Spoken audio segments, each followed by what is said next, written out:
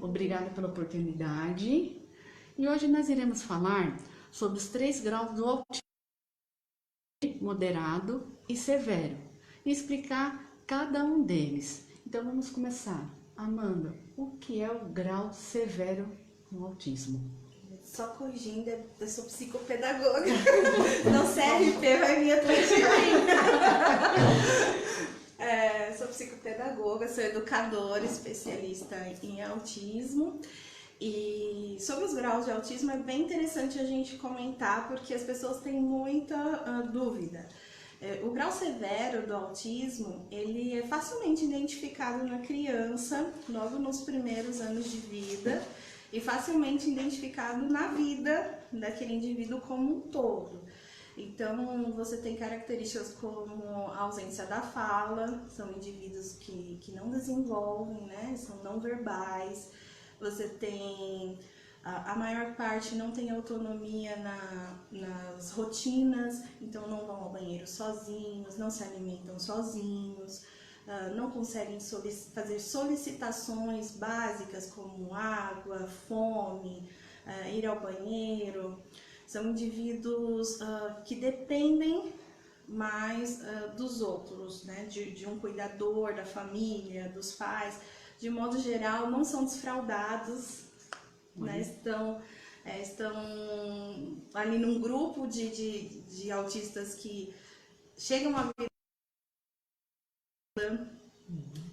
E o autismo severo, ele tem uma característica assim, as pessoas às vezes ficam meio perturbadas com a ideia de que eu tenho um filho autista, ele pode virar severo.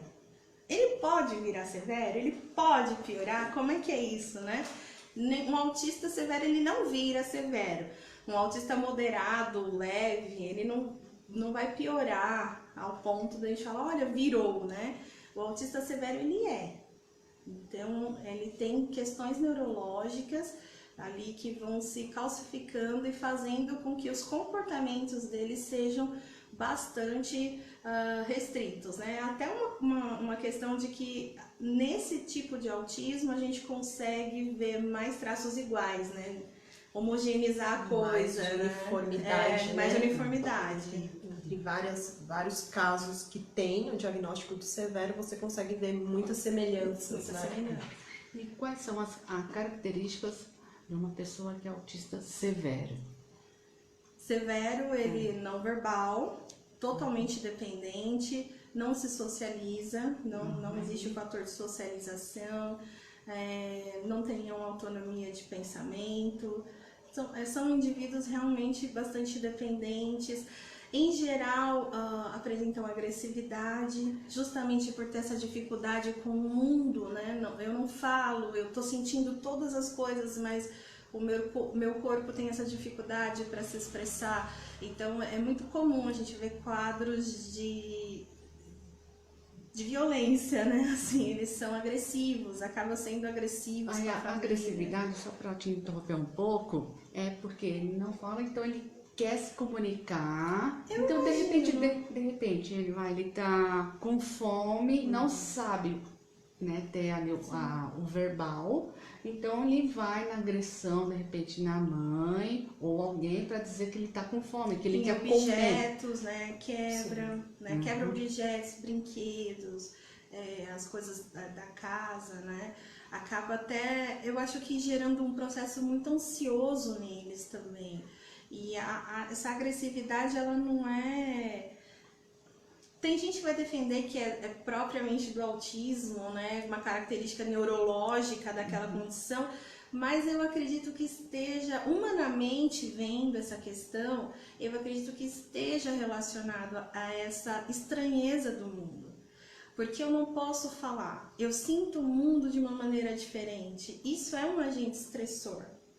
Então, aqueles indivíduos estão constantemente sendo estressados pelas coisas de fora, pelo ambiente. Então, a agressividade é essa resposta ao choro, o grito, né? Até a autoagressão. A maior parte dos autistas severos aplicam autoagressão. Eles se beliscam, eles se mordem.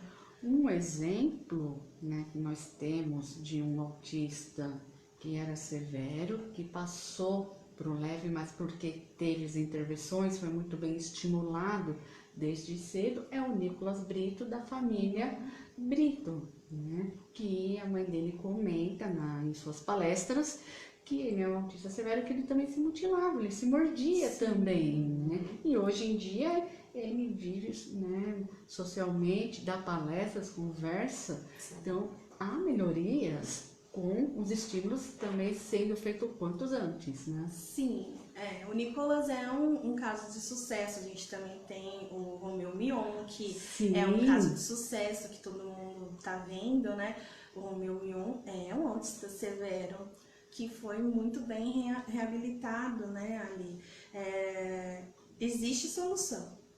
Não é que não... Para tudo existe. A gente só precisa estudar e ter as ferramentas corretas para aquelas crianças, né?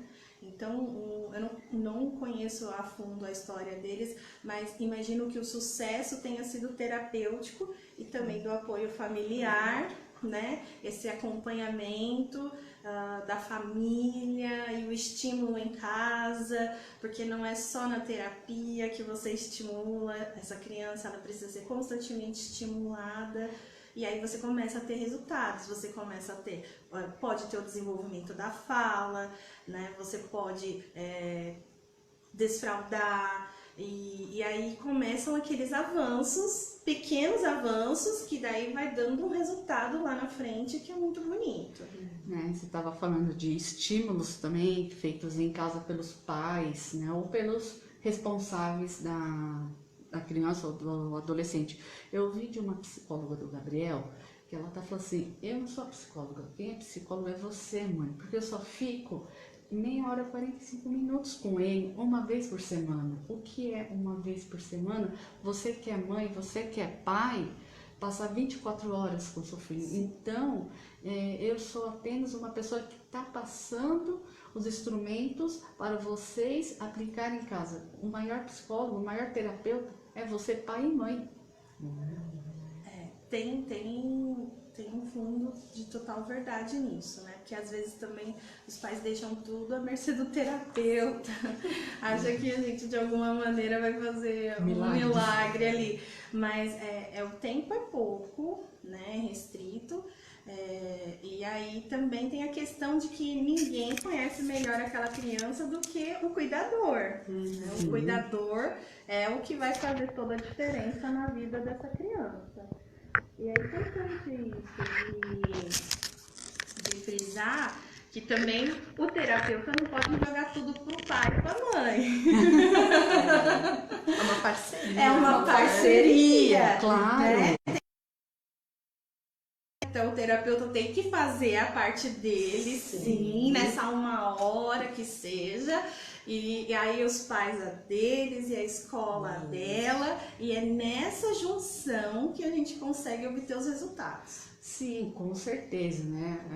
Falo que é um círculo, é Sim. um grupo, Sim, né? é um grupo. Não é só o terapeuta, ou só o professor, ou só os pais, né? Não podemos também, que nem você falou, colocar toda a responsabilidade da melhoria dos estímulos da pessoa na mão de vocês, né? Porque vocês têm ali um prazo que vocês ficam com a criança, que é 1 ou 2 vezes por semana, meia horinha ou 1 hora, mas também os pais aceitando, né, ali a condição do filho, o diagnóstico do filho, tendo essa clareza que o filho precisa de todas as terapias para que ele possa ser estimulado e bem...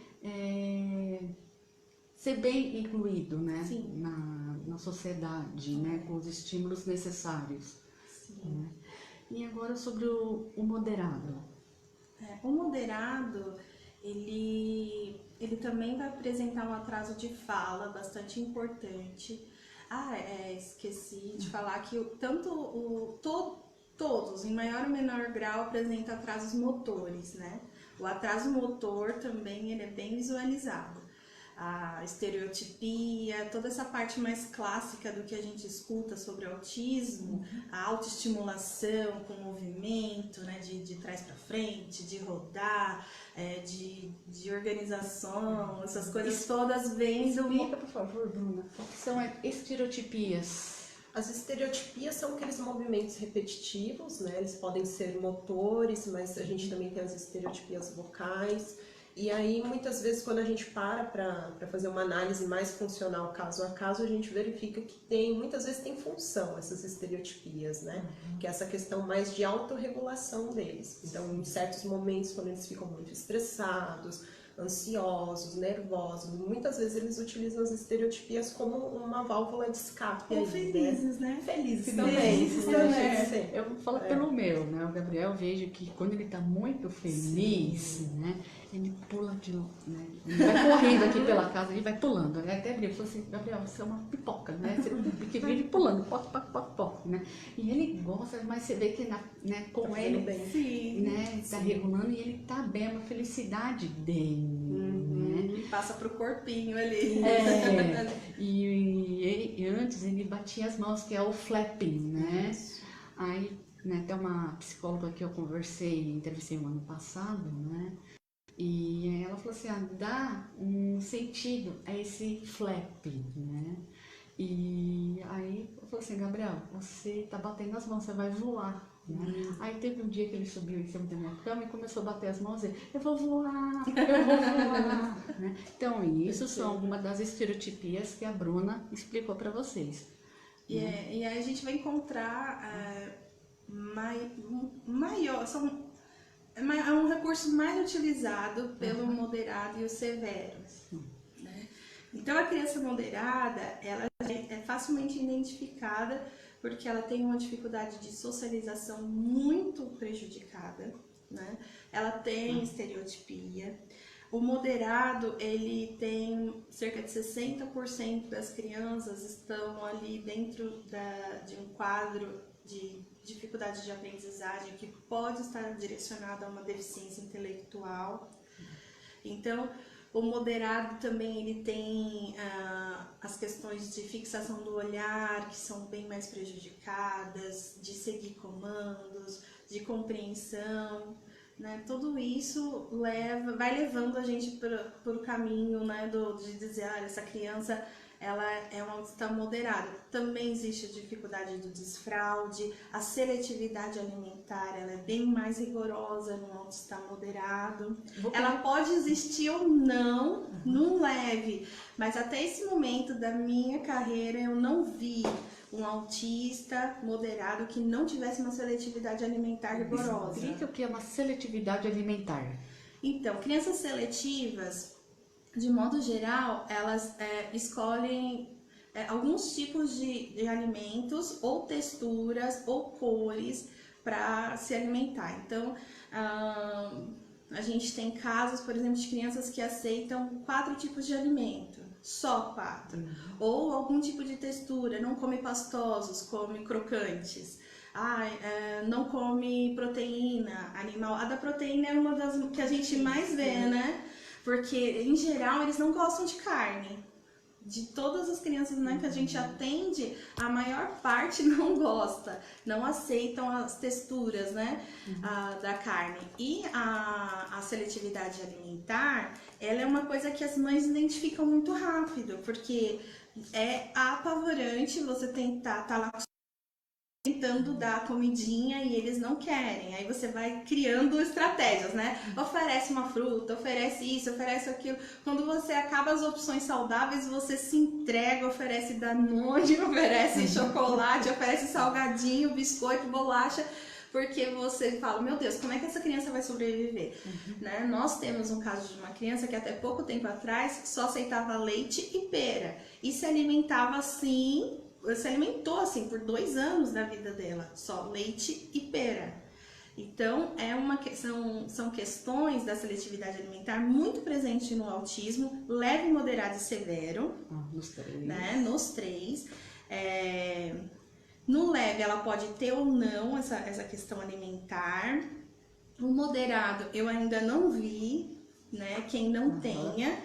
a seletividade alimentar, mas de modo geral eles gostam de um único tipo de alimento. O meu chute teórico para isso, e a gente vive comentando isso lá na clínica, é a questão do processamento sensorial. Então você tem crianças que processam açúcar de uma maneira diferente. O açúcar pode ser muito doce, ou ele pode ser azedo, ou ele pode ser amargo. E aí a gente não sabe, né? Por que não aceita açúcar e fica aquela coisa? Ou sal é muito salgado. Isso é muito comum. A seletividade alimentar, dependendo do alimento, vamos colocar aqueles alimentos crocantes, né? Uma bolachinha de água e sal que você morde, faz aquele barulho. Ela pode estar ligada também à hipersensibilidade auditiva por causa do barulho? Cresce. De repente a criança ela gosta da bolacha. O gosto da bolacha está sendo agradável para ela, mas o barulho da mastigação, do creque, pode estar ligado? Pode. E não só o barulho dele, mas o barulho que a pessoa que está comendo perto dele pode causar. A gente tem um grupo de autistas que realmente se sentem incomodados em comer em público ou comer em família justamente por causa do barulho que é feito. Pela outra pessoa. Tem um nome para isso. Tem. Agora eu não. Tem que dar uma pesquisada aqui. Mas realmente acontece. A seletividade alimentar ela está bastante presente no autismo moderado. É aquilo que assusta as mães. Uau, a criança não está comendo. Aí você também tem a questão de chamar a sua criança e não ser respondido. É um outro sinal que é perturbador, porque você vai lá e fala, João, João, João, e ele não te atende. Mas, no entanto, ele te dá indícios de que escuta, né? Ele gosta de música, ele gosta de alguma coisinha, né? E aí ele é chamado pelo nome e não te atende. Sinal, e ele fica por um tempo, tem que ser uma habilidade treinada no moderado, essa questão de atender. Porque eles não atendem ou não compreendem. Por que eu tenho que te atender, né? Você tá me chamando por quê? Por que você tá me incomodando? Então tem muito dessas coisinhas. O autismo moderado, ele tem bastante atraso motor, tanto fino quanto grosso. Mas eu acho que o que mais chama atenção, fino é da parte de cima, da cintura pra cima, motora fina. Motora grossa é da cintura para baixo. Então, a gente tem, por exemplo, a caminhada, a marcha equina, que é quando eles caminham na pontinha dos pés, né? Esse é uma questão também bastante presente nos moderados. Também a marcha errada, então um pezinho mais torto, não faz a passada para subir uma escada, ele tem que subir um degrau, ele para, junta os dois pés e então dá sequência, mas não faz, né, o movimento sequente de subir uma escada. Esses são os atrasos que a gente mais percebe. Agora o fino é o que mais chama atenção, porque você vai ter uma criança que vai ter dificuldade para pegar no lápis, para se alimentar sozinho, até para segurar um copo, uma mamadeira, xícaras, né? Canequinha, tem essas coisas de criança, tem muita canequinha que tem aquela alcinha, ele vai ter essa dificuldade, né, de pegar. E tem uma criança que derruba tudo. Ele vai pegar um brinquedo, ele derruba, ele passa. Aliás, orientação espacial também prejudicada. Né? Orientação espacial seria de como que ele está dentro de um ambiente. Como ele percebe o ambiente. Né? Então, aquele ambiente, na perspectiva dele, pode estar mais estreito ou mais alargado, só que, na verdade, é estreito. Então, ele passa, ele esbarra, ele bate o ombrinho, ele bate a mãozinha, bate a cabeça. A cabeça é, né? O alvo. É o alvo. Não, vai passar por debaixo de alguma coisa, não consegue, né? Aí as mães vão vendo. E qual que é o profissional, Bruna, adequado, né, para essa criança, para essa pessoa que a Amanda comentou? Então, nessa questão motora, hoje a gente vê bastante os profissionais da psicomotricidade, né? Certo. Que aí é uma junção que trabalha as questões psicológicas, as questões cognitivas e as questões motoras, né? A gente consegue fazer um trabalho bem focado em cada caso nessa questão motora, tanto fina quanto grossa, Dentro das escolas também um trabalho que é bem importante é do professor de educação física, porque aí a gente consegue fazer também uma junção, uma questão de inclusão, uma atividade adaptada, né? Depois a gente vai falar um pouquinho mais pra frente. E existe até a educação física mesmo focada aí no método TEACH, que a gente consegue adaptar e trabalhar algumas questões motoras com as crianças. Esporte é sempre legal, principalmente aqueles ligados à água, mas o profissional que deve avaliar mesmo esses atrasos é um terapeuta ocupacional Isso que eu te perguntar. ou um fisioterapeuta. Eu acho que quem pontua as escalas usadas pela terapia ocupacional pontuam muito bem esses atrasos, e também escalas da fisioterapia, que são específicas para atrasos do desenvolvimento motor, que podem estar relacionados ao TEA, mas podem não estar. Sim. Né? Porque daí a gente tem que ter essa, opa, mas o que é o que aqui, né? E aí, depois de pontuado, eu acredito que a melhor estratégia para a recuperação de um autista moderado e severo que tem atrasos motores sejam reunir estratégias da fisioterapia, da terapia ocupacional e da psicomotricidade. Aí, essa tríade, pra mim, assim, brilhante. É um sonho! E o grau leve? O leve eu falo que o leve é um buraco negro. As pessoas acham que não, né? Mas Nossa, Por quê? O leve, ele traz muito sofrimento, porque hoje... Pelo menos o que a gente está colhendo de 10 anos para cá são diagnósticos errados de autismo, autismo leve, né? Criou-se uma imagem midiática que um autista leve seria o Sheldon do The Big Bang Theory, ou agora o atípico. Por exemplo, o menino do atípico, ele é alto funcionamento, mas ele é moderado, ele não é um autista leve. E aí você começa a ter essa ideia da mídia, né, também, de que o cara deveria ser daquele jeito, esquisitão, né? Sem reconhecer sarcasmo, sem reconhecer piada. Então o pessoal ficou meio engessado nisso. E também, de acordo com o DSM que está em vigor agora, que é o 10, a gente tem o CID-10, né? O CID-10 que está... Quando você coloca lá o paciente no F84, você tem todas as variantes do que pode ser aquilo. E isso eu acho que de alguma maneira provocou certa confusão e um pesar, né, para diagnóstico de autismo leve. É muito difícil diagnosticar autismo leve, por exemplo, em bebês. E hoje a gente tem esse desafio. Bebês autistas leves que merecem intervenção precoce. Aí você vai identificar esse autista leve quando ele tem 7, 8 anos. Ah, mas pais... A baixa socialização, as manias, né? Que as mães chegam e falam, ele tem mania de enfileirar carrinhos. Ele organiza tudo de uma certa maneira, ele não gosta de dividir as coisas com o irmão. Aí vão com essas queixas que vão sendo levadas até 6, 7 anos de idade, e aí a gente tem um diagnóstico tardio do autismo leve, porque ele é diferente. E o autismo leve, ele tem nuances que a gente deveria estudar todo dia, né? Porque cada dia é um momento novo para você aprender com o autista, com o próprio autista, sobre o que é um autismo leve. Porque o autista leve, ele pode ou não ter estereotipia. O autista leve, ele pode ou não ser hipersensível, ele pode estar no hipo, né? Ele pode não sentir quente, frio, ele pode não... É incrível, então é uma variedade assim de sintomas.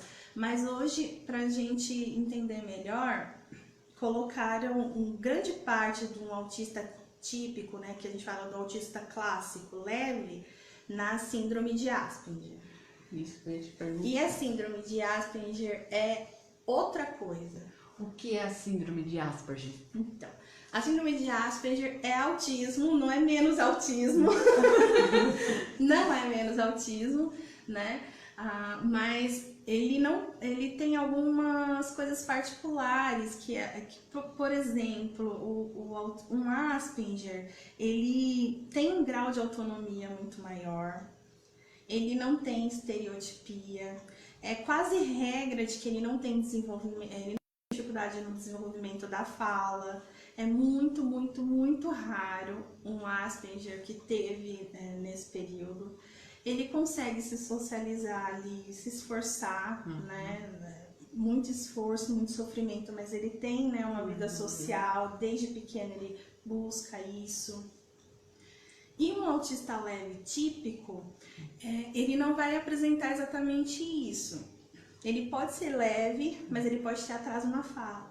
Ele pode ser leve, mas ele pode ter estereotipia. Ele pode ser leve e ter o QI alto. As pessoas relacionam muito leve com QI, Isso, né? eu gostaria que você explicasse, né? Porque o Asperger, me corrija se eu estiver errada, por favor. O Asperger, ele tem uma mente além daquela criança da mesma idade que ele, né?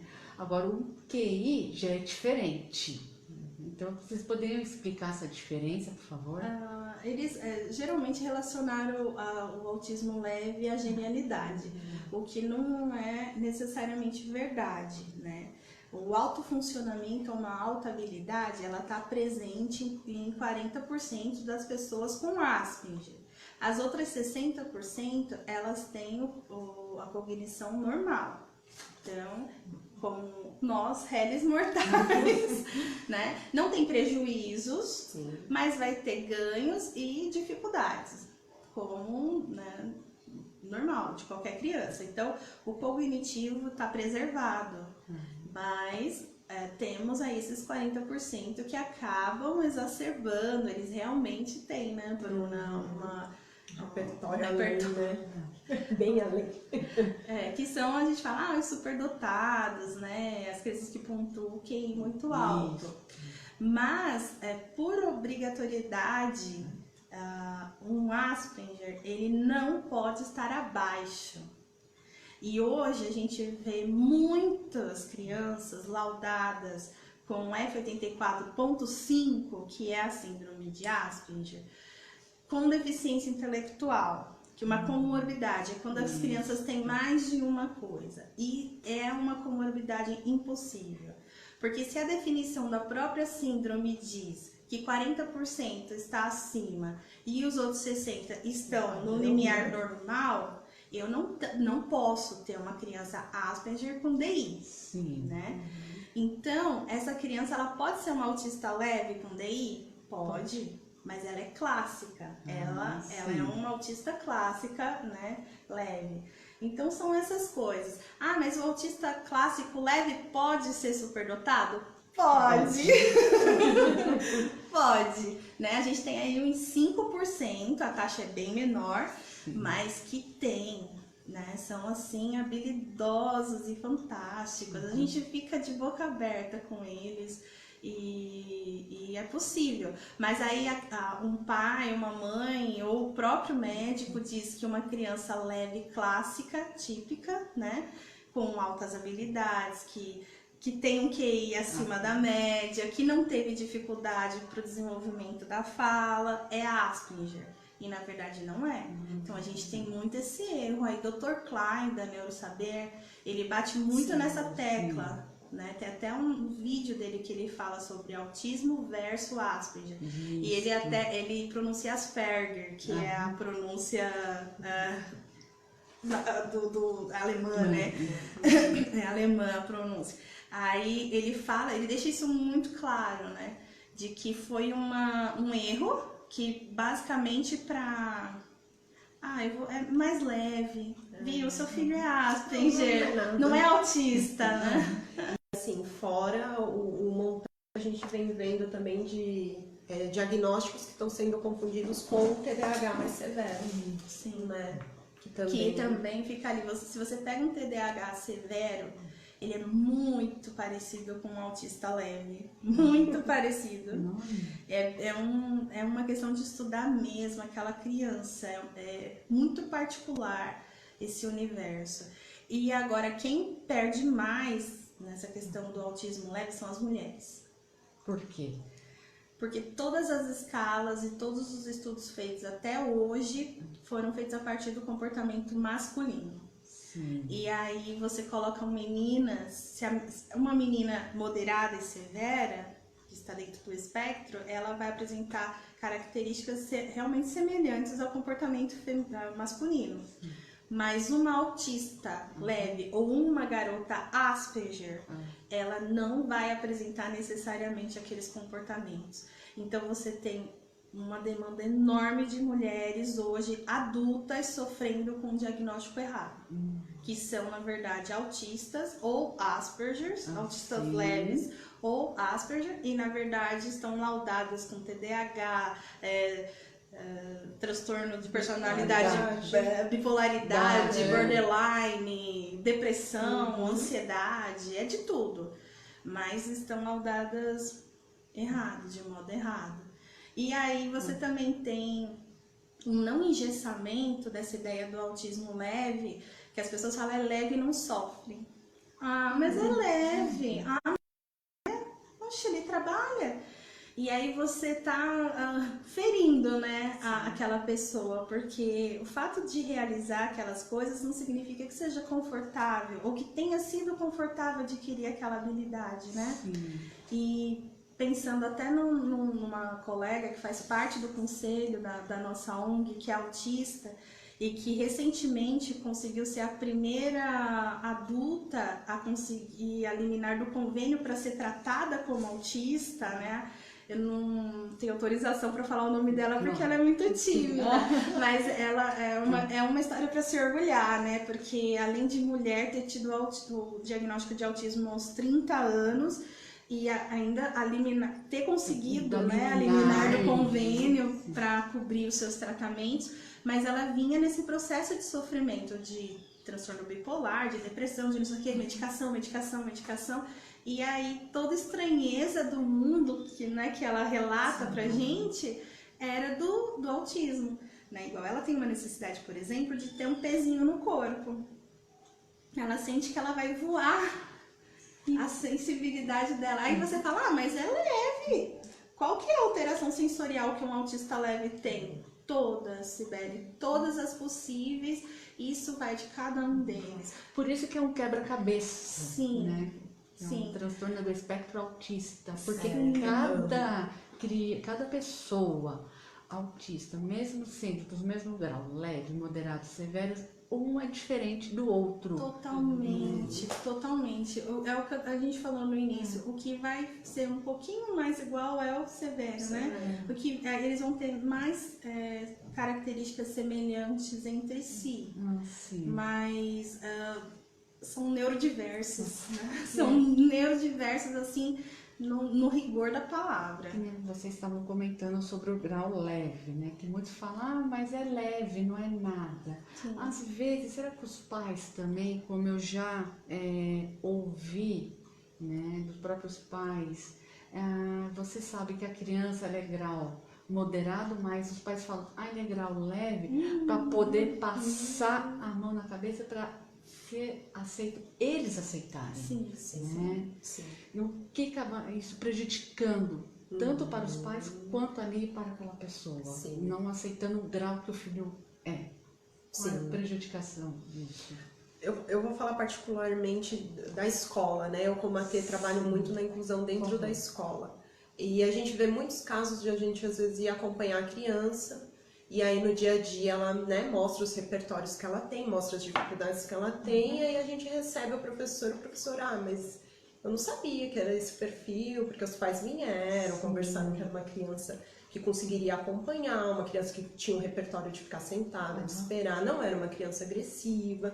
E aí você começa a se perguntar, mas de que criança que os pais vieram falar, né? E aí você vê que é uma dificuldade interna ali da família de reconhecer, de se colocar mesmo e falar, não, peraí, meu filho, o que o meu filho tem é isso, não tem problema, vamos correr atrás, vamos trabalhar de uma maneira multidisciplinar, mas não, e a gente entende que o primeiro baque é esse, né? Acaba sendo aí um processo de luto, né, na verdade. Atrasa, né? A não aceitação de qualquer patologia, para todos nós, requer atraso, vai resultar em atraso. Atraso do quê? Da melhora, né? Então, assim, os pais, a gente entende o sofrimento, o processo do luto, a questão da aceitação não é fácil, né? Mas também você tem parte médica deixa muito a desejar nesse sentido, porque de alguma maneira não é sincera com esses pais. Então, se eu tenho ali na minha frente uma criança não verbal, com uma dificuldade de socialização muito, muito grande, com aquele olhar, tem umas que tem um olharzinho até perdido, e quando ele direciona para você, parece que ele não tá te vendo, né? Tá vendo dentro de você, mas ele não tá vendo. Aí você chega e aí você fala, olha, mas é moderado, só para amenizar a dor da família. Eu acredito que não é esse o caminho, porque a gente está negando a verdade à criança. Só que não é só a questão do moderado e severo. Recentemente, lá na clínica, nós recebemos pais que se negaram a dizer para a filha de 9 anos que ela é uma Asperger. E isso é muito, muito grave. Porque, mas não vai saber lidar, isso vai mudar o que na vida dela? Vai mudar porque é direito de todo ser humano se conhecer, né?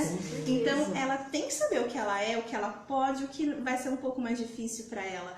Agora, dizer para nós mesmos, para amenizar a nossa dor, que aquilo é menos do que vai fazer com que eu produza para o AT, para a escola, um discurso falso de que a criança tem habilidades das quais ela não tem, de que ela consegue fazer coisas que ela não consegue.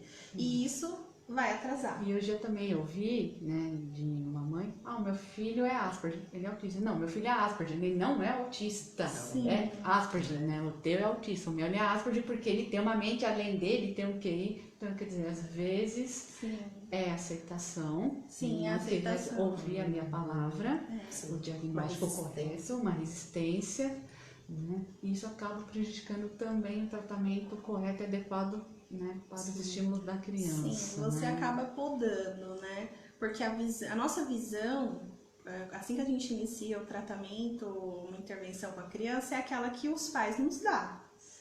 Né? Lógico que a nossa experiência, né? A gente é metida, né? Olha e fala, opa, não é moderado não, opa, não é leve não. Mas é muito comum pais de autistas moderados falarem que são leves e muito comum gente que tem os filhos severos dizer que são moderados. E aí a sociedade que está, o entorno, acaba não entendendo o autismo. Fica mais difícil a gente explicar. E aí fica pior, a coisa fica ainda pior pro autista leve. Porque eles que estão ali na frente da batalha vão levar porrada. Porque, mas você é autista, mas cadê a sua estereotipia? Oh, você é autista, mas cadê? Você tá me olhando, né? Mas foi o que aconteceu esses dias, né, com, né, a minha mãe, né? Uma pessoa encontrou, né, e parabéns pelo seu neto, né, ele é autista, mas ele não tem cara de autista. A minha mãe, né, uma pessoa, né, participativa, que acompanha, lê, me marca em tudo, que é reportagem sobre autismo, sobre inclusão. E minha mãe, claro que entendeu que ela, né, deve ter se falado de um mau jeito, né, não soube se pronunciar, né.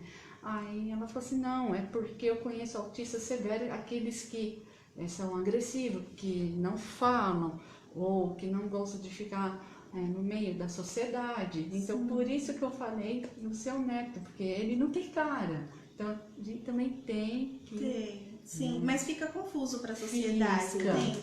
Então você vê uma criança plena, bonita, já ouviram essa? Com certeza, mas é tão lindo, é autista. Ai, meu Deus, todos eles são lindos, pelo amor de Deus! Não faça isso, gente! Mas, assim, o severo, né, e o moderado, eles vão ter algumas características físicas mais pontuais. Sim, vão ter. Por exemplo, a dificuldade motora da qual eu tô falando pode levar um autista a usar cadeira de roda? Pode. Não é que ele não tenha a habilidade de andar, mas pode ser que ele se recuse a andar. A gente mesmo tem um caso lá na clínica que ele não quer. tem hora que ele se joga. E ele é um menino de 12 anos, então você precisa do recurso da cadeira, por exemplo, né? Visível. As pessoas, elas são mais acessíveis às partes mais visíveis das deficiências. Então, o autista moderado severo também, que muita gente tem vergonha de falar, mas é uma verdade. Eles têm dificuldade ou não gostam de escovar os dentes. A maior parte deles tem problema dental. E o problema dental gera também problemas na mandíbula, né? Bucomaxilo. E aí você vai ter um tipo de criança que tem um rostinho mais tortinho, que tá desdentado, que ele não vai falar, pode até babar, né? Porque a perda dos dentes, a língua vai um pouco mais para fora. Então, assim, são traços físicos que eles vão adquirindo, eles não nascem dessa maneira, o autismo também não vai piorando. É que é mais difícil tratar os dentes, então a criança vai crescendo, você tem essa dificuldade. Se você tem uma criança que se movimenta menos, você pode ter uma atrofia. A gente tem a questão da perda do tônus muscular, eles ficam mais fininhos. Se você for olhar para um grupo de crianças autistas severas, você vai ver que os bracinhos são fininhos. Às vezes eles até se alimentam, não é uma questão de má alimentação, não. É questão da perda do tônus muscular. Os músculos, eles vão perdendo massa magra. Então, as pessoas veem aquela imagem e aí acaba que vendo essa imagem, transpassa. Um autista é isso. Um autista é magrinho, um autista é desdentadinho, um autista pode ou não estar na cadeira de roda, pode babar ou não, e assim vai. Por isso, né, que a gente pede para que os pais também tenham, né, possam passar por esse momento do luto diagnóstico, que é um direito, né, mas que depois que realmente aceite o diagnóstico correto, né, do filho, né, se é grau severo, moderado, leve, para que os profissionais da área da saúde, os profissionais da área da educação possam trabalhar corretamente e ser muito bem estimulado essa pessoa. Porque tem dessa negação, não, meu filho, ele é severo, mas eu vou falar moderado para minha prima, para o meu amigo, porque eu não tenho essa aceitação. Vou falar que o meu filho é leve, não vou falar que é moderado, porque ele não é não verbal, senão a sociedade não vai aceitar. Aí você vai estar colocando um empecilho no seu filho mesmo. Né? Você tem o seu direito de ter o luto diagnóstico, mas aceitar para poder fazer o tratamento correto. É uma responsabilidade que você vai ter que assumir pelo seu e pelo filho do próximo. Porque a partir do momento que você nega dizer ao seu que ele é autista, ou que você nega a realidade do autismo dele, você também está negando ao outro. Porque fica mais difícil para outra mãe que assume meu filho lutar, né? Ser visto e aceito. A questão da acessibilidade, a questão da inclusão, ela vai depender muito disso, da sinceridade que a gente vai ter a partir de um certo ponto. Eu espero que agora, com tanta informação, né, Bruna, que realmente as coisas caminhem para esse lado. Porque se eu não for sincera com o autismo do meu filho, eu também estou sendo injusto com o autismo do filho da minha colega. Eu estou sendo injusto com o autismo de um modo geral. Todos eles. É uma luta coletiva. É uma luta coletiva. As pessoas têm que começar a pensar no coletivo. Né? Senão, do ponto de vista, por exemplo, político, de políticas públicas, a gente vai ficar bem perdido, de intervenções na escola. Mas por quê? Tem dois... tá aqui, a professora recebe leve, João é leve, Pedro é leve. Mas Pedro senta na cadeira, desenha, pega no lápis, não sei o quê. João não. João fica correndo pela sala, ligando e apagando a luz. E agora? Os dois são leves? Como? Como que eu vou trabalhar? Você entende? Então atrapalha tudo vai atrapalhar o coletivo, né? Mas vamos trabalhar esse amor, com muito amor, com esses pais, com essas famílias, né? E se Deus quiser, eles vão ter essa clareza. Com certeza. E agora, Bruna, né, que é acompanhante terapêutica, o que é a acompanhante terapêutica? Acompanhante terapêutica é aquele profissional especializado, né, pela lei, porque a gente sabe que o autismo ele está incluído dentro da lei da deficiência, né? E é garantido a criança com deficiência um acompanhante especializado, por exemplo, para dentro da sala de aula, né? Esse profissional é muitas vezes confundido, a gente fala que não é uma babá, não é um cuidador, não é um professor ali particular, ele está ali para fazer a mediação da aprendizagem, né? Então, o professor é a referência da criança dentro da sala, mas a gente está ali do lado para dar aquele apoio. Muitas vezes o apoio físico mesmo que a criança vai precisar no momento de fazer uma atividade, ajudar ele no momento de direcionar um olhar, de responder ao professor, aos colegas, né? Então esse seria o papel dele dentro da sala de aula, por exemplo.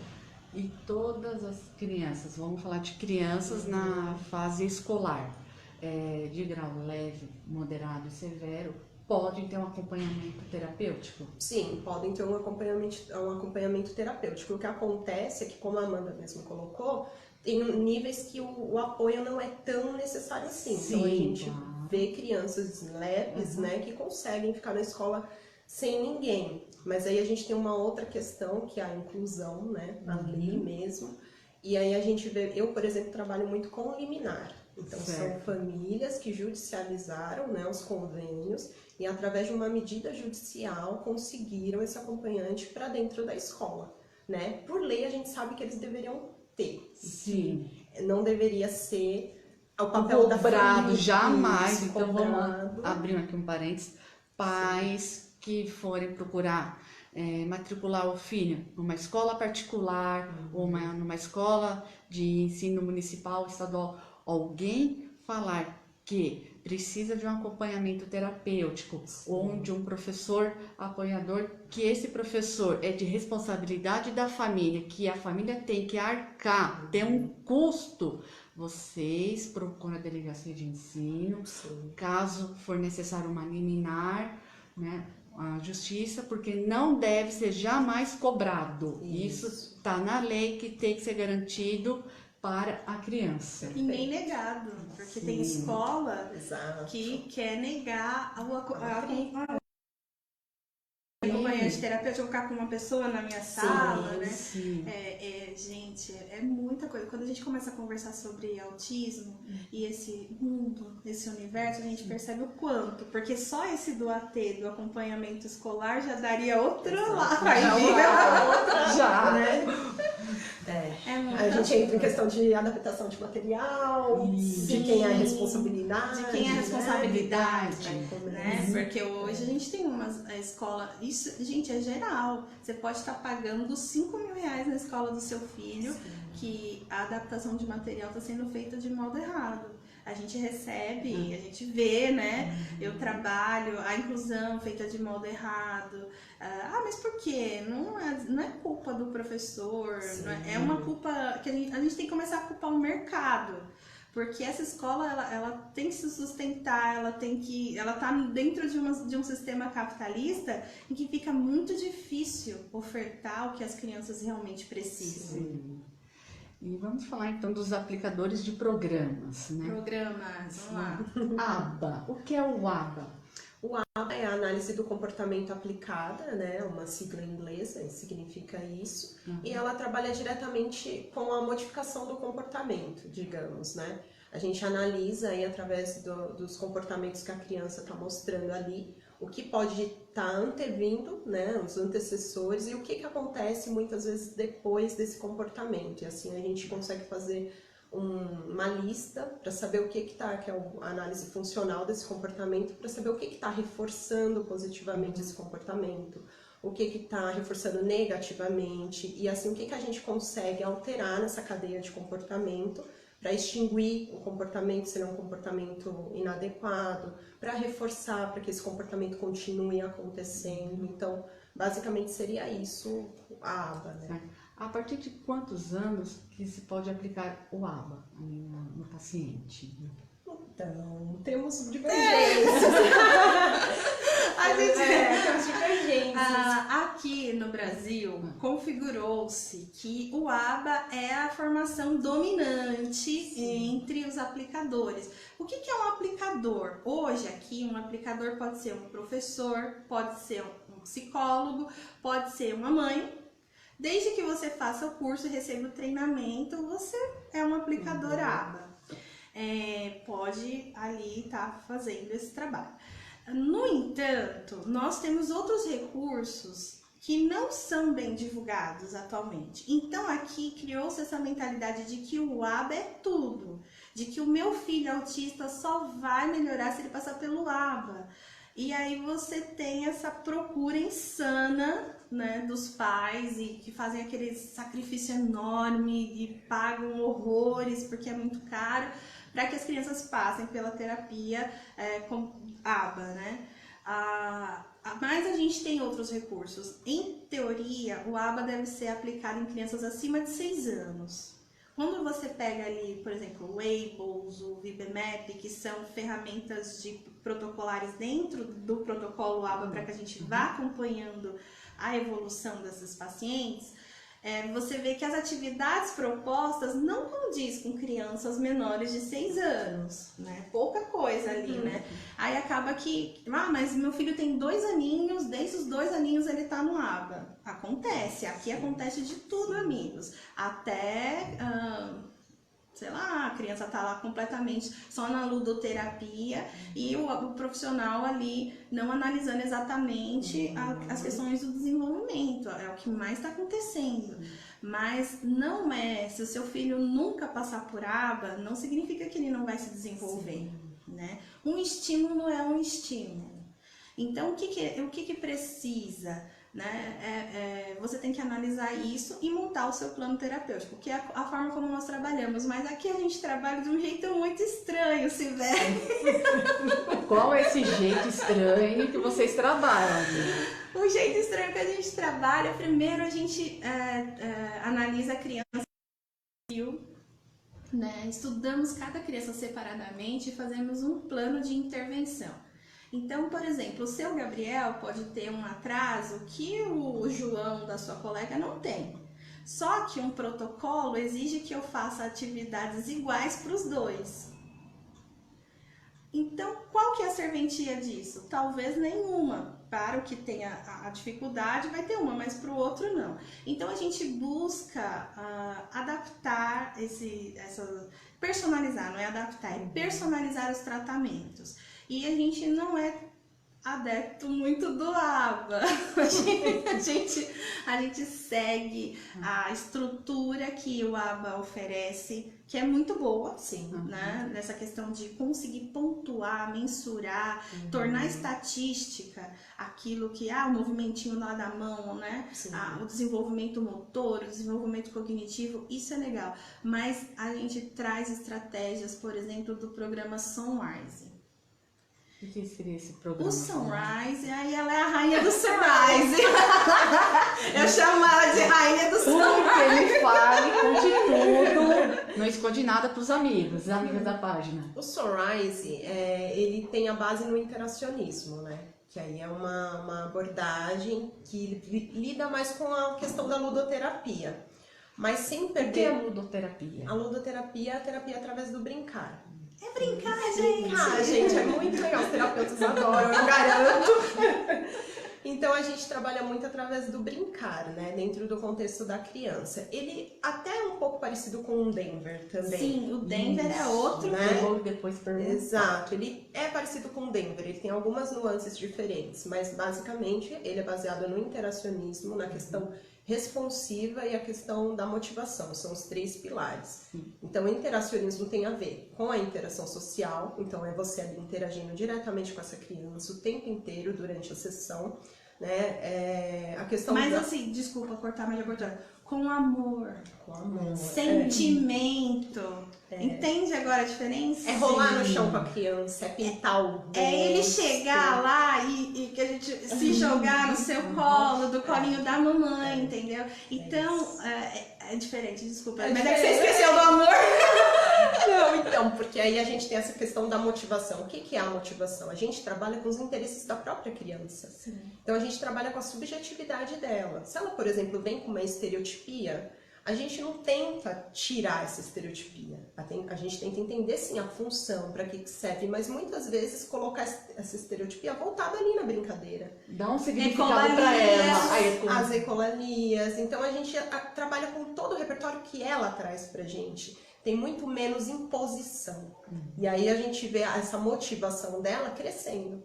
E as respostas que o terapeuta dá para a criança também, ela não tem a ver só com aquilo que eu quero ouvir da criança, o que eu espero ouvir da criança, não.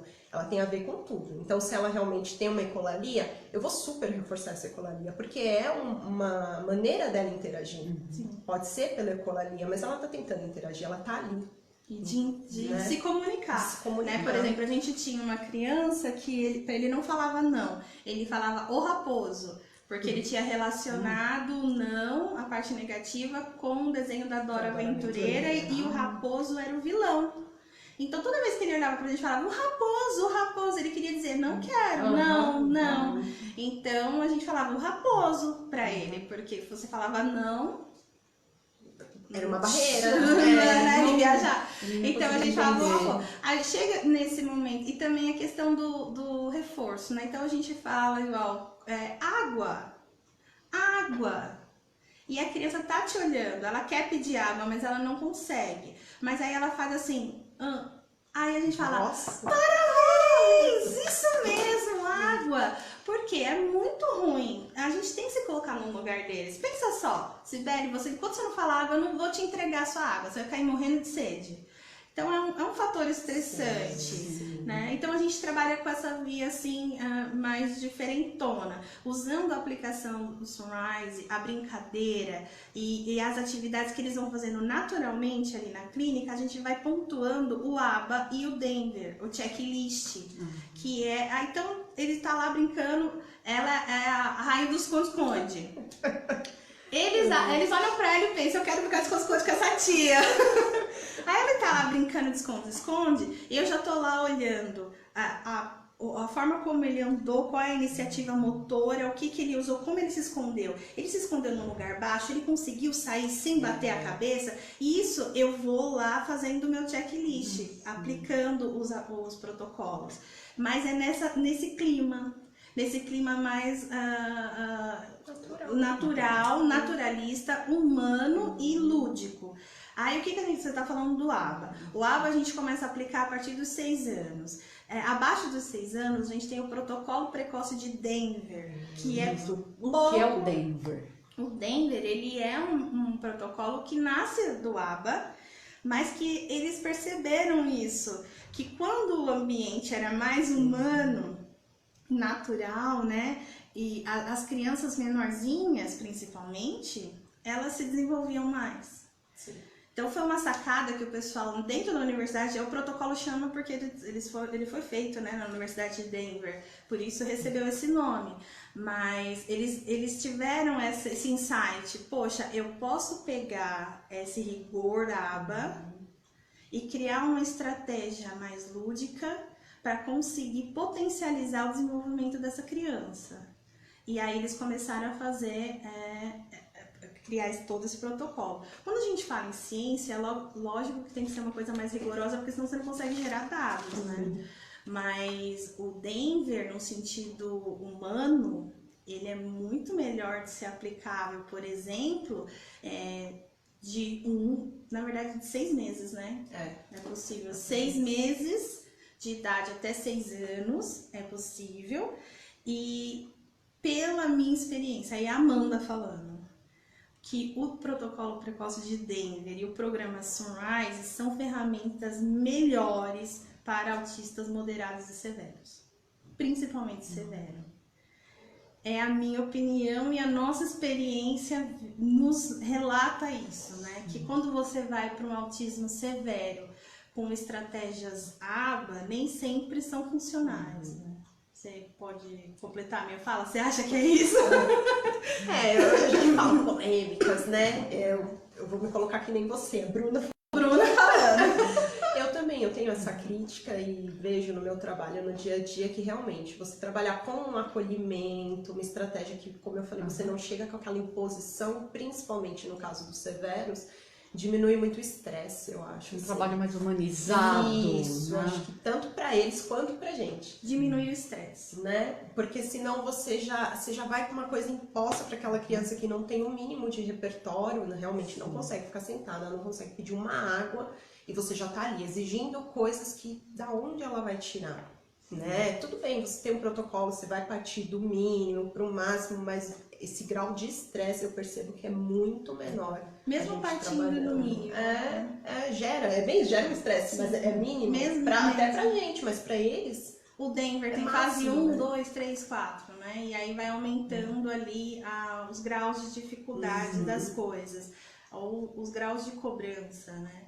Mas ainda assim é mais natural, né? Mais natural, ele tá mais adequado a essa faixa etária que eu tô dizendo, né? De um aninho ali para 6 anos de idade, é mais lúdico e tem um repertório diferente do ABA, né? Então, por exemplo, se eu for rodar um Wables numa criança de 2 anos e se eu for rodar um checklist do Denver, você vai ver que o Denver, ele comporta melhor essa criança, ele comporta melhor as habilidades que uma criança deveria ter nessa fase do desenvolvimento.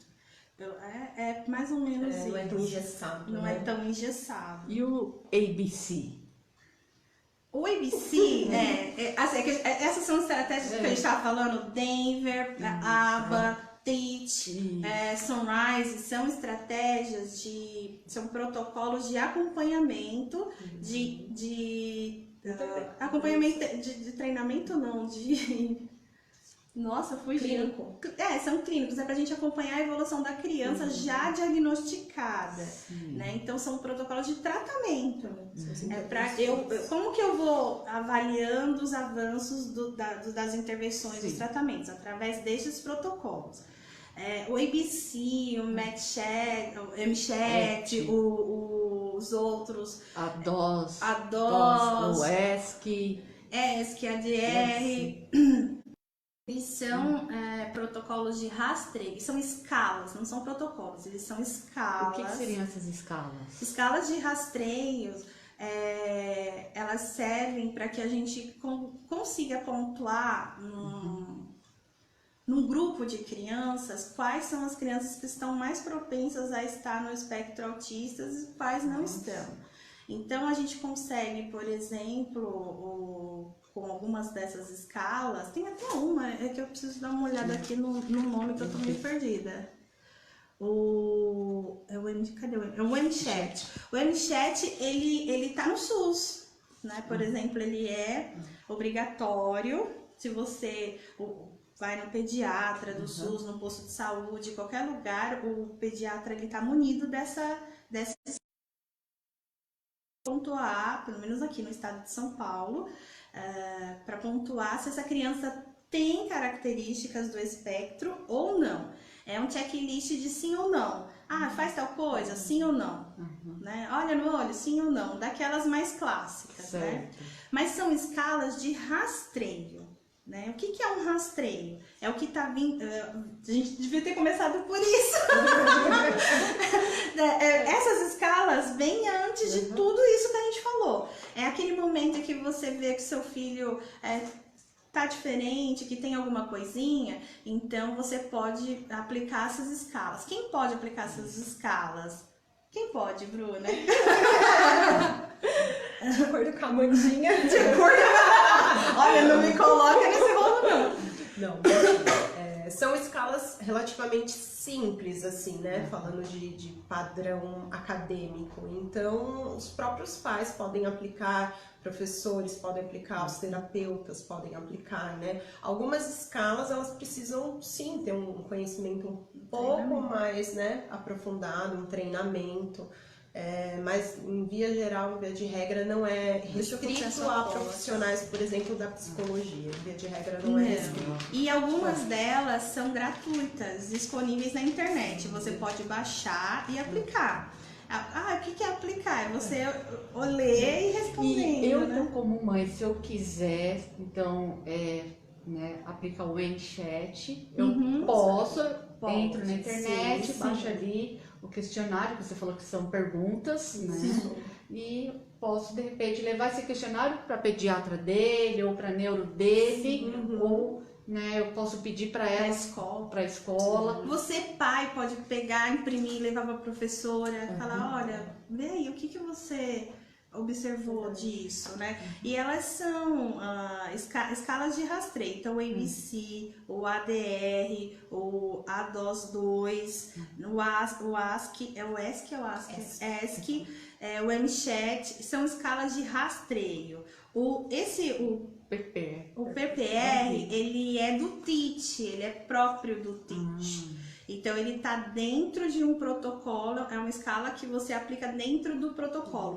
Como o ABLES é uma escala dentro do protocolo ABA. Então, o PPR é uma escala dentro do método TIT, né? E aí, o Denver, você tem o checklist, que é bem bacana.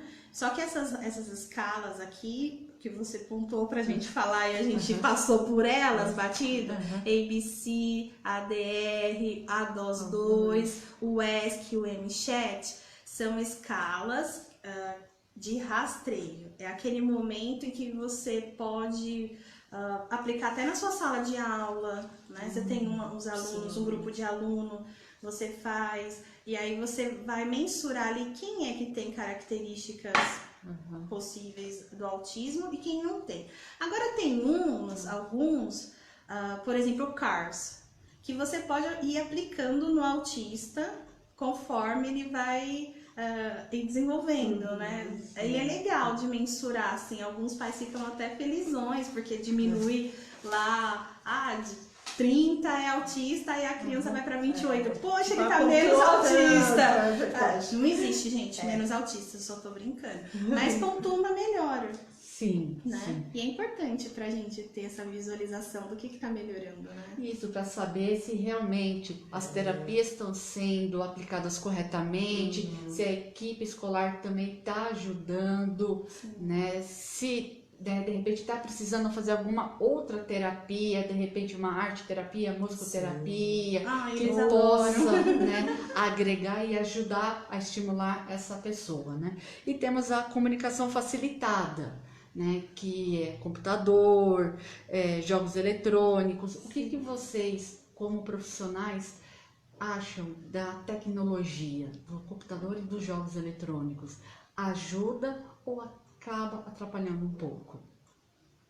Tudo é uma questão de aplicar função, atribuir função, né? Eu posso atribuir função a este copo e fazer toda uma intervenção com você sobre algo que você precisa e só usar um copo com água. E isso já é tecnologia, né? Vamos explicar que qualquer recurso fora do corpo humano é tecnologia.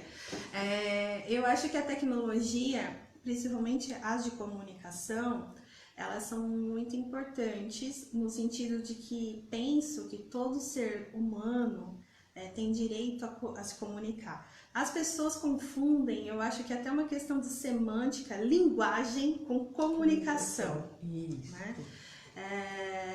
Por exemplo, linguagem é totalmente diferente de comunicação. Eu me comunico. O autista, mesmo não verbal, ele se comunica. Sim. Totalmente. Então você tem o olhar, sons, né, que saem, você tem o choro, você tem o riso, você tem um indivíduo que se comunica com você. O que as tecnologias, as PECs, elas vão potencializar é a comunicação externa. É a forma como nós, a sociedade, vai conseguir trocar, vai ter essa troca, né?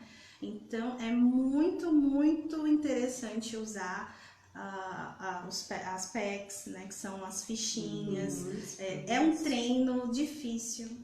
Não criem essa ilusão de que eu tenho um autista não verbal e aí eu vou fazer um treinamento com PECs e de repente tudo vai acontecer. Não é assim, porque a minha dificuldade da fala, ela pode nem sempre estar relacionada com a minha dificuldade de entender um ícone, de interpretar um ícone. O que é o ícone? É uma imagem.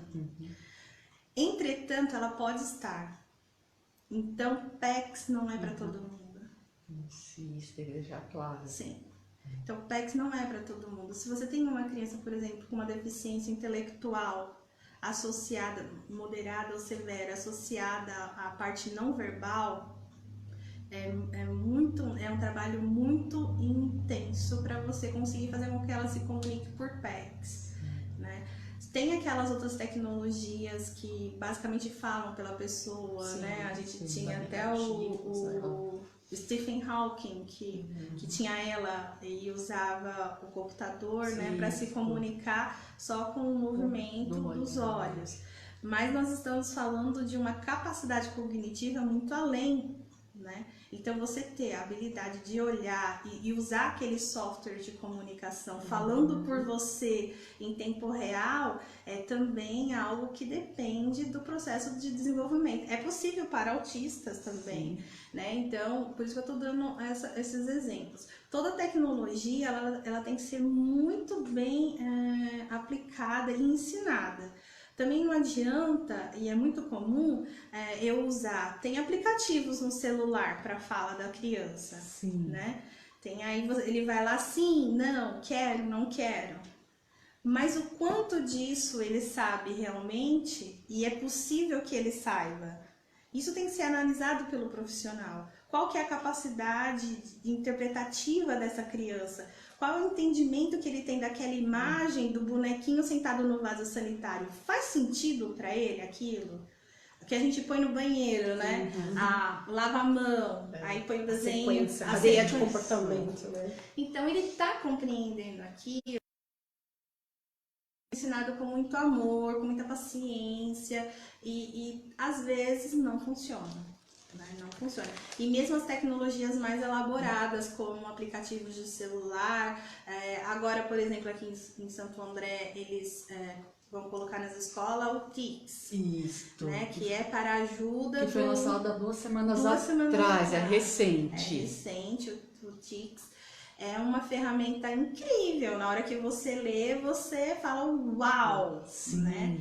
Mas para ser eficiente, não só a criança que está usando tem que aprender e o profissional está aplicando, tem que ser geral, porque como que a gente vai... É igual Libras.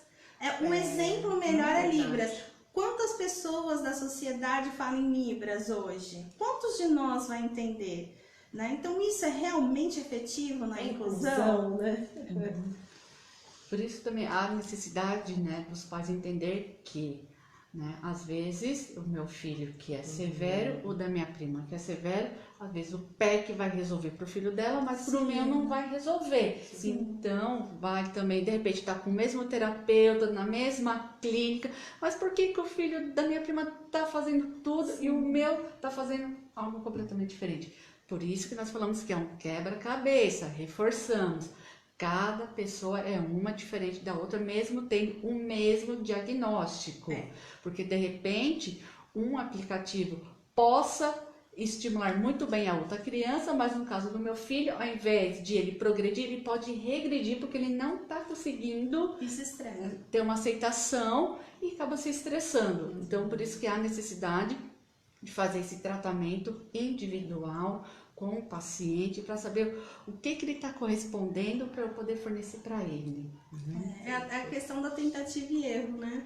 Então você oferece as PECs, tenta, né? Oferece o aplicativo, vai unindo a criança com todas as estratégias que vocês acham que são boas, que vão ser benéficas. E espera a resposta, porque é ele que vai te dar a resposta. E aquilo que tem que guiar a tua conduta é a resposta dele. Porque, olha, Sibeli, até bem pouco tempo atrás, sei lá, acho que 10 anos pra cá, nós temos um profundo desrespeito pelo autista. Um profundo desrespeito, enquanto neurotípicos. Porque a gente simplesmente olhou para essas pessoas e declaramos que elas são inadequadas e que elas devem ser ajustadas à nossa maneira de fazer as coisas, sem nos preocuparmos em momento nenhum com o que aquele indivíduo é, o que ele possui, quais eram as suas vontades, sua personalidade. e sem aceitar o diferente. Então, eu acho que criou-se muito essa ideia de que o sucesso de um tratamento do autista é fazer com que ele haja feito um neurotípico. E isso não é verdade. O sucesso de um tratamento de um autista é a gente fazer ele ser ele mesmo e ter sucesso sendo ele. Ele completo, com a estereotipia, sem a estereotipia, com as manias, se a mesa dele vai ser toda organizada no escritório, se as canetas vão estar ali todas alinhadas. É assim que a gente tem que trabalhar autismo hoje, sabe? Eu falo isso até com um pouco de emoção, porque é muito cruel você chegar e dizer... O tempo todo, quando a gente está levando uma criança para uma terapia, para uma intervenção, para qualquer coisa, o tempo todo, enquanto a gente está criando um ser humano, eu não sou mãe, mas vocês que são mães, a gente está dizendo para eles o que fazer, né? E dizer o que fazer tem um limite muito fino entre orientar para o bem, para o desenvolvimento e criticar no sentido de que você é inadequado. É um limite muito fino esse. Então, você tem hoje adultos autistas e quando a gente vai procurar na internet a gente acha essas falas que eles têm aversão completa ao ABA, aversão completa aos processos terapêuticos, aversão, são traumatizados, eu diria. Eu estava esses dias lendo um texto da menina neurodiversa e assim, eu vi tanta dor, mas tanta dor no texto dela, que me fez pensar, enquanto pessoa atuante, né, o quanto eu me preocupei em olhar para aquela atividade ou aquele recurso que eu estava aplicando e eu pensei, isso é efetivo para essa criança? Eu nunca perguntar, chegar para ela e falar, você gosta? Você acha que é bom para você? Porque assim, não é uma questão, nós não estamos lidando, por exemplo, com a deficiência intelectual, em que eles são considerados incapazes, né? Eu odeio essa palavra, eu acho que todo mundo é capaz. Sim, com certeza. Mas assim, diante de algumas coisas, né, a gente vê certas incapacidades em algumas patologias, como a síndrome de Down, né, como a deficiência mental, intelectual. Mas você ficar, transpassar essa ideia da imposição do que é adequado para o autista, ela não cabe mais. Ela não cabe mais. O autista ele tem que ser visto, ouvido, né? E é tempo hoje, a gente tem ótimos, o Teach é ótimo, o ABA, o Denver, o Sunrise, incríveis. Mas quantos autistas participaram dessa protocolação? Quantas pessoas autistas efetivamente falaram, né, tiveram a voz para falar, olha, realmente colocar a bolinha ali é um negócio inútil, eu não preciso disso, né? Então, assim, eu acho que é um tempo que a gente tem que começar a lutar por novas coisas. E essas novas coisas baseadas nos autistas, na fala dos autistas, o empoderar os autistas, empoderar a própria criança, gente. Sim. Você olhar para a criança e achar que aquele ser maravilhoso que está na sua frente é um nada e você é todo sabedor de todo comportamento adequado. Eles são riquíssimos. Sim. Até mesmo aqueles que não falam ensinam pra gente. Ensinam, sabe? A gente vê, a gente tem um autista lá na clínica que tem muitas deficiências, mas a gente descobre, por exemplo, no jeito de tocar nele, que algumas coisas são mais eficientes que outras, e ele nos comunica isso. Olha, esse lado aqui, eu tenho mais dificuldade, mas ele não fala. Aí você fala, mas Amanda, como é que você sabe disso? Porque a gente está observando. Então, eles falam com a gente, eles se comunicam, eles estão aí. Você não pode dizer que aquela pessoa é incapaz e você não pode dizer que tudo na vida dele é inadequado, que ele tem que se sentar de um jeito, que ele tem que comer de um jeito, que ele não pode mexer as mãos, que ele não pode usar só azul, que ele não pode comer só alimentos crocantes, né? Porque isso é injusto e cruel, muito cruel. E isso, meu ponto de vista, sabe, é muito eu falando, e isso tem que acabar, porque o número de autistas, ele não vai diminuir, É bom que todas as pessoas saibam disso, né? É aquela coisa, aceita que dói menos, mas não é bem a frase. Eles acham que a gente vai caminhar para uma população 50-50, porque a gente está vendo aí os estudos genéticos, o fenótipo autista. Às vezes eu não sou autista, mas tenho aquela característica, né? Então, assim, não vai diminuir, não vai acabar. Autismo não tem cura. Amigos, Né? vocês ouviram, autismo não tem cura, mas tem a melhoria com a aplicação, né, das terapias adequadas, né, para a pessoa. Exato. Não tem cura, não é doença, mas não tem cura. Cura doença fica meio, né? Mas assim, é um transtorno. O que a gente tem que fazer com esse transtorno? O que tem que melhorar então? Qual o resultado que eu tenho que buscar com o autista? Eu tenho que buscar minimizar as dificuldades pontuais. A fala, a parte motora, o raciocínio, o pensamento, né? Mas não anular o que ele é enquanto ser humano, enquanto pessoa. Desculpa te cortar, Amanda, mas é o que causa prejuízo para ele, sofrimento, né? Porque às vezes a gente está voltado no nosso, eu desenvolvi aqui um protocolo, acho que vai ser excelente, eu sentar lá, mas você não sabe, aquilo causa incômodo para quem, na verdade, né? Quem está incomodado com aquele comportamento? É o autista ou somos nós? Será que assim, é tão ruim para ele fazer? Será que é tão ruim assim pro bebê brincar com as rodas do carrinho? Tem mães que se sentem muito incomodadas com isso. Vai lá e desvira o carrinho. Quem tá incomodado de verdade? Porque ele tá brincando, ele tá feliz, ele tá olhando a máquina de lavar, rodando, Tá numa ele tá feliz. felicidade, tá numa alegria, Né? Então, quem são os incomodados, né? E sobre a fala, nós temos que estar atento também à evolução do mundo como um todo. A gente, de certa forma, a gente superou a escrita e aí começou a falar, e a gente superou desenhos na caverna, né? E agora nós estamos caminhando para um tipo de comunicação icônica também, com emojis, com não sei o quê. Antes eu tinha que escrever para você, Sibeli, eu tô triste, agora eu coloco uma carinha chorando. Então, assim, nós também estamos, a comunicação, né, a linguagem, todas essas coisas, elas vão evoluindo. E o autista, ele vai estar nesse processo, né? A gente tem um treino de emoções com emoji lá na clínica que é muito bonitinho, porque eles sabem o que os emojis significam. Isso já é comunicação. Já é um tipo de PEC. Olha só, se eu conseguir mostrar pra mamãe uma carinha triste ou uma carinha alegre, que eu tô sentindo, né? Já vai ser uma coisa assim, mas é muito complicado. Fora os assuntos sobre autismo, Sibeli, que não são falados. Né? E a gente vai ter que marcar outras conversas, porque o que não tem sido falado sobre o autismo na vida adulta, o autismo na adolescência, autismo para meninas. Meninas, vem um universo de menstruação. Como que é menstruar para uma autista? Você já pensou sobre isso? Assim, né? Porque o autismo acaba sempre sendo meninos, sim, né? Sim. Porque a tendência é mais em meninos, mas nós temos muitos autistas meninas, sim. Né?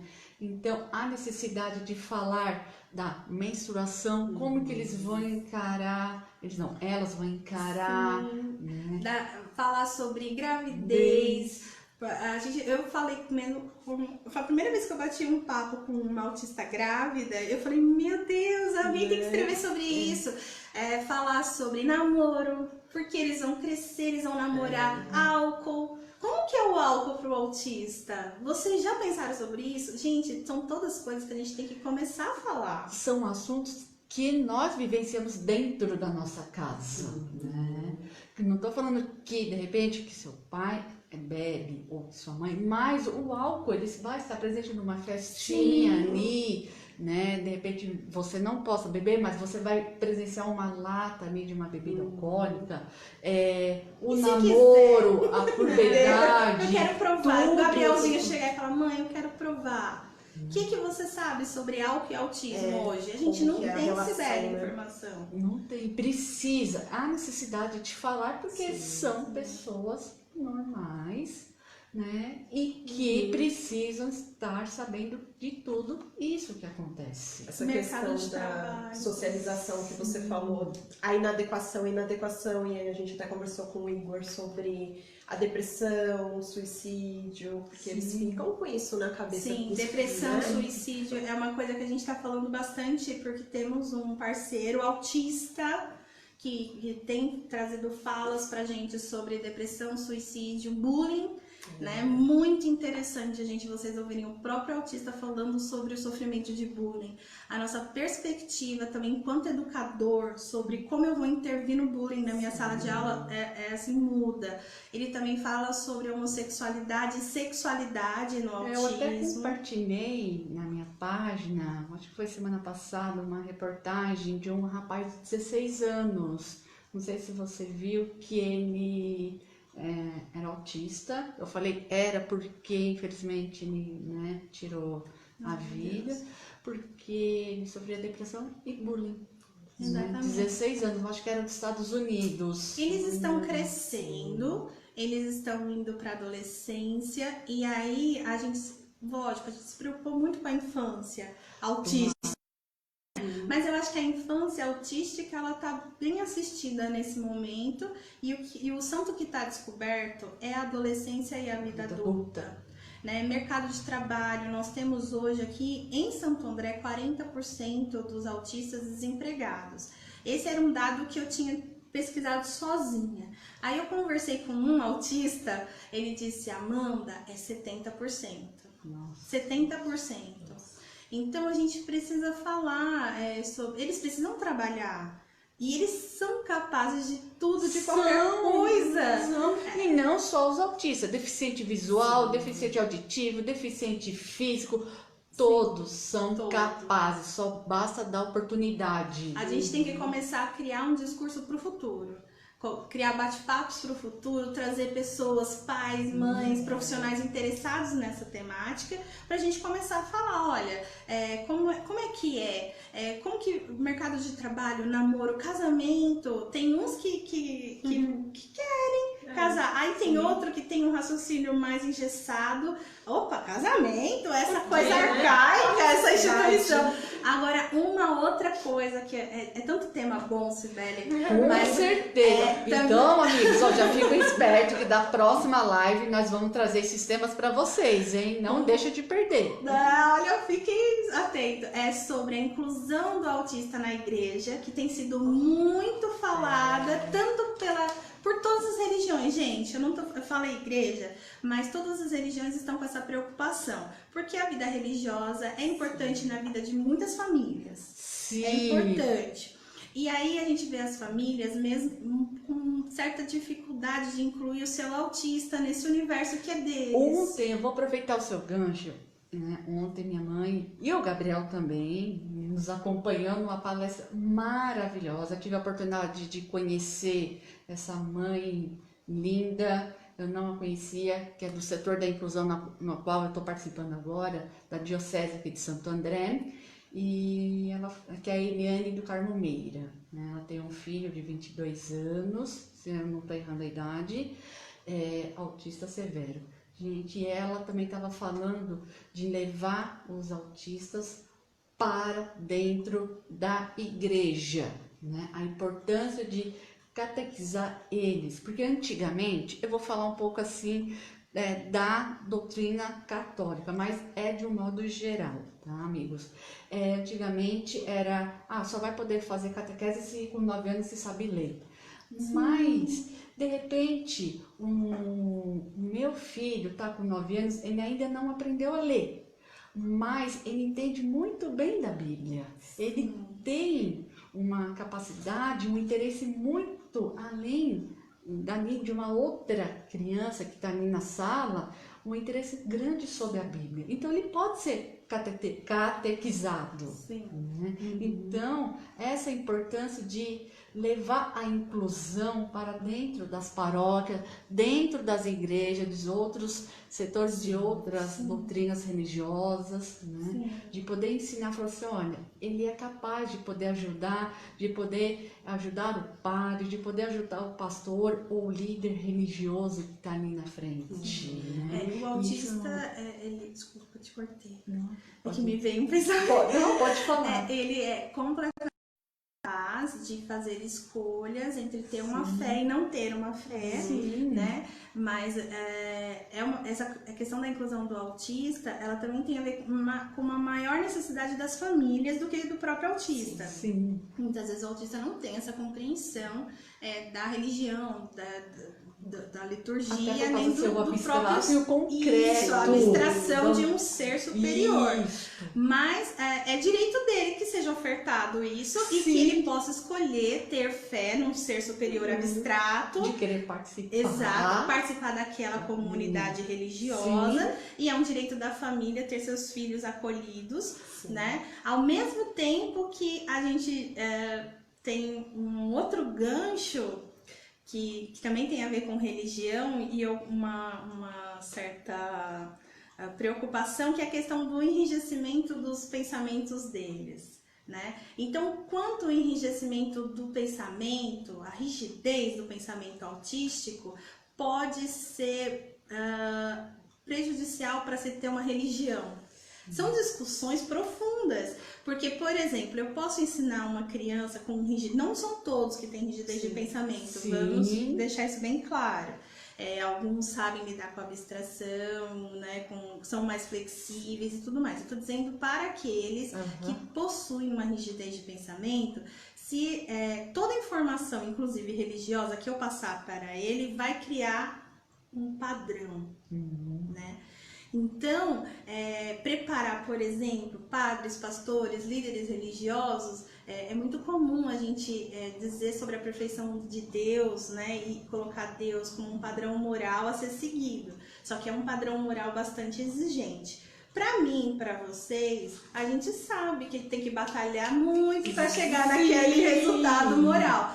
Para o autista, aquilo vai surgir como um objetivo que ele vai ter que conseguir, né? E aí, então, tudo para ele, Cibele, tem que ser feito assim de uma forma. Aí você vai ter que ter aquele padre, aquele pastor, aquele líder religioso para dizer: olha, Deus vai te amar, a te aceitar, se pode errar, né? Porque para eles são ideias que ficam rígidas, né? São rigidez de pensamento. Literal, né? Eles vão levar pra literalidade. Então, e aí você tem que trabalhar muito mais, que nem você falou, acolhimento, né?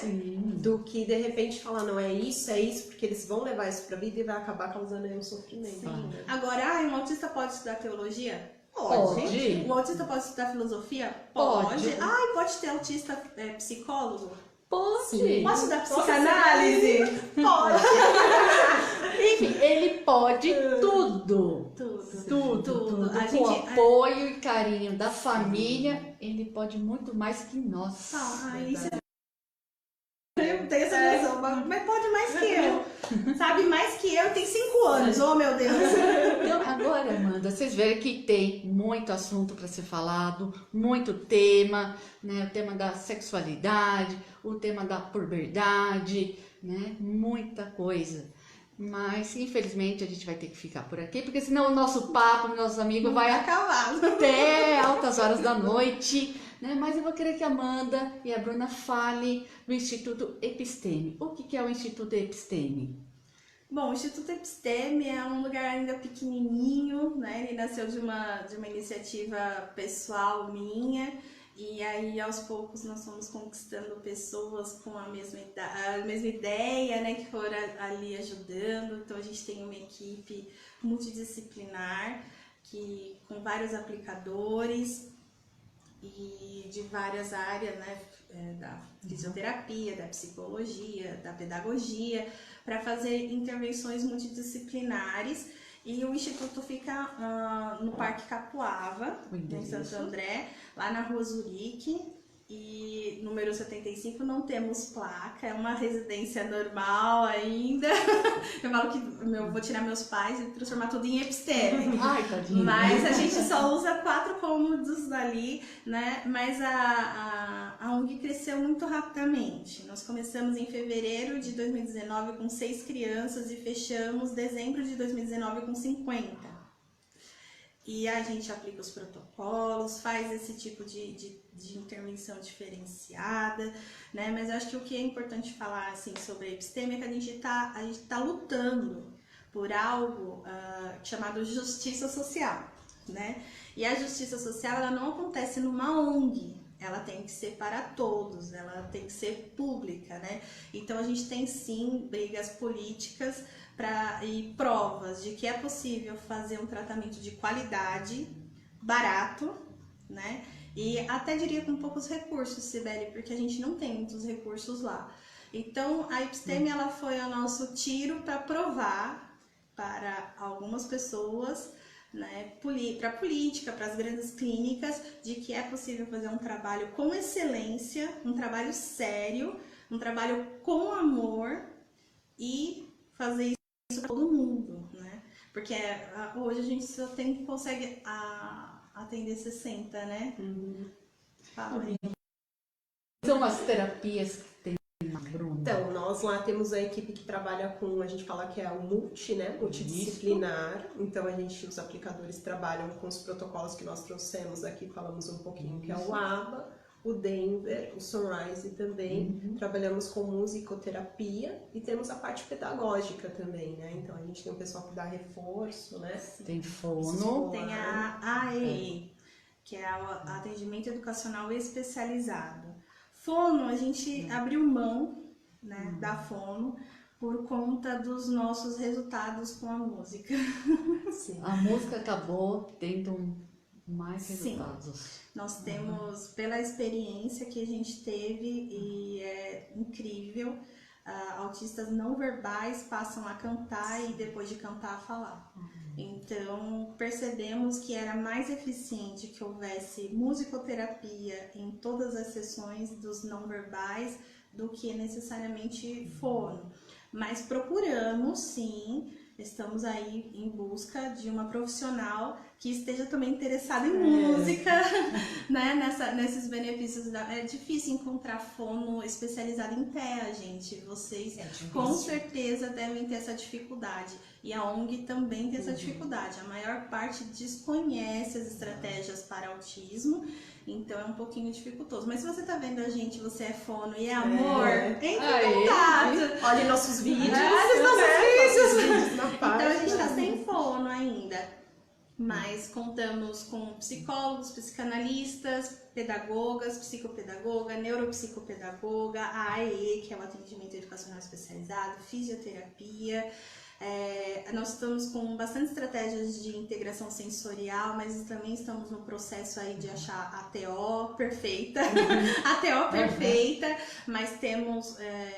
as crianças não ficam sem, é feito, né, ali de uma maneira ou de outra. E também temos uma coisa que a gente chama de estimulação cognitiva por games. A gente usa videogame para fazer boa parte de trabalhos de fisioterapia, motores e também cognitivos e estratégicos para as crianças, mas quem gosta mesmo são os adolescentes. Os adolescentes, assim, o videogame foi uma estratégia boa, porque em geral os adolescentes autistas, eles têm emoções como os outros adolescentes. Adolescente para falar, gente, já é difícil. Já. É uma caixinha de surpresa. Eles são bem fechados. E aí, de repente, a gente percebeu que os dedinhos estavam aqui, ó, e a boquinha tava falando. Aí a gente colocou um controle na mão, e aí o terapeuta fica aqui do lado, a estimuladora vai jogando com ele, e aí a gente começa um bate-papo muito gostoso, e fazendo esses processos de terapia mais falada. A partir dos 12 anos, a gente começa a usar o videogame também. Mas não são jogos atuais, são antigos, para não desfocar. Tem toda uma estratégia, gente, nada é feito sem propósito. Com certeza. Né? Então a gente busca muito essas estratégias, criar coisas novas. Gente, O grupo? Não, a gastronomia. Nossa, a gente tá esquecendo de falar da gastronomia. Audrey, desculpa. Gente, não faça isso. Não faça biscoitos maravilhosos que é produzido por todos vocês, né? A Audrey, ela é uma chefe de cozinha, né? Ela é chefe confeiteira que é voluntária na Episteme, e ela uniu estratégias da gastronomia com da psicomotricidade. Então, parte da psicomotricidade das crianças, que a gente usava massinha, argila, essas coisinhas e tal, a Audrey faz na gastronomia, e eles amam. Então a gente tem, por exemplo, crianças que não faziam bolinha, que fazem agora, a questão de mexer na massa. A gente consegue trabalhar o sensorial, o pedagógico, porque ela trabalha a receita com eles, e os comandos. E às vezes até a parte da seletividade.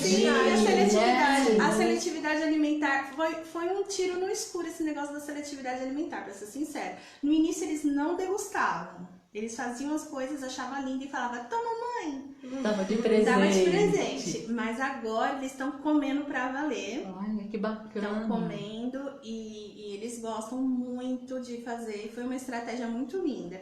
E aí, nessa atividade de gastronomia, a gente consegue aplicar boa parte do Ables, que tem a ver com o manuseio de talher, usar os canudos, abrir embalagens de diferentes tipos. A gente trabalha o pedagógico também, então unidades de medida, interpretação da receita, o modo de fazer. Gente, é uma atividade assim, aí você olha e você fala, é um nada, mas é completa. Completa. Sim. Amanhã é dia de crepe suíço, crepe francês, acho que é suíço. Não, depois vocês postam um vídeo, mostra pra gente o crepe suíço ou crepe francês. E se for o caso, traz aqui pra experimentar. Meninas. É um grupo de pais, amiga. A gente tem um acompanhamento dos pais. Né? Isso é muito importante. Né? Os pais não ficarem desamparados. É feito, né, o acompanhamento. Fala aí da Gi, que... A Gi é uma psicóloga que está com a gente também, tem desenvolvido esse trabalho bem bacana com os pais, e aí você vê que é uma demanda assim, que realmente é bem necessária, está tendo uma aderência muito bacana, e acho que eles estão bem felizes de também serem ouvidos, né? Sim, terem um lugar ali para se colocarem, tem sido um trabalho bem gostoso também. E também de eles também serem retransmissor da informação, né? De eles poderem ajudar outros pais que eles vão encontrar, né, pela vida, que quando descobrir o diagnóstico, seja ele de autismo ou qualquer outra síndrome ou deficiência, que eles possam levar esse abraço, essa orientação